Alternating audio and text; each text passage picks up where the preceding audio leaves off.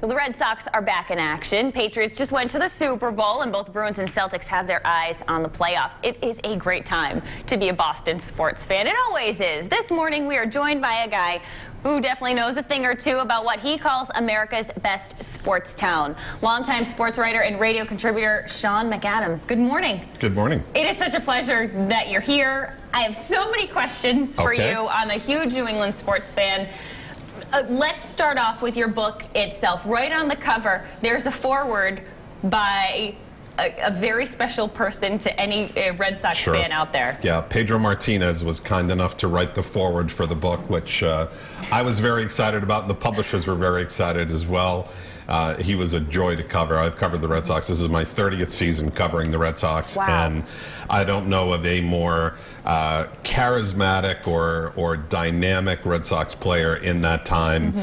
Maybe David Ortiz is in that conversation as well, but Pedro, both for his on-field brilliance, his... I'm thinking of him in the dugout when he would just tape himself to the pole and wear all his winter gear on a hot summer day. Yeah, and I think that's what Red Sox fans miss now, that maybe there isn't that personality, that charismatic figure on this team. There's some very talented players, obviously, Mookie Betts and young guys like Benintendi and Devers, but I think Pedro connected to Red Sox Nation in a way that few others. So it was a thrill for him, a thrill for me to have him do the foreword. Like you said, you don't even have to say his last name. People know Pedro. It's one name. It goes beyond the Red Sox, though. I mean, there's so much history in Boston. Did you ever think that you would be able to cover and see all four teams win a championship? Yeah, it's been a remarkable 15 or 16-year run. If you trace it back to 2002 when the Patriots won their first Super Bowl,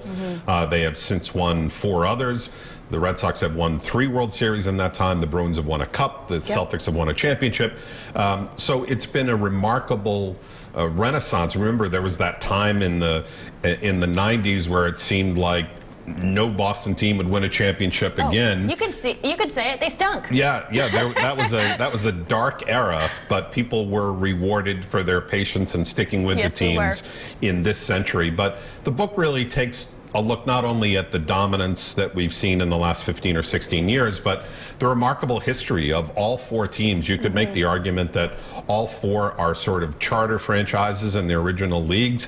Even the Patriots, they were not an original NFL team, but when the AFL formed in 1960, the Patriots were right there. And then the Bruins, Celtics, and Red Sox are all original franchises in their respective sports. Yeah. And it goes beyond the pro sports, even though Boston is primarily a pro sports town. There's things about the Boston Marathon, the college scene, the Boston area Olympians who have been on the international stage at the Olympics. So it's really a history of Boston sports with an emphasis, of course, on the 4 pro franchises. It sounds like a great read. I feel like I could talk to you all show long. Unfortunately, we're out of time, but thank you so much for coming in. My pleasure. You got to get this book if you want to learn more or just maybe remember some of those great moments of years past. If you want to get more insight from Sean McAdam, pick up your copy of Boston, America's Best Sports Town.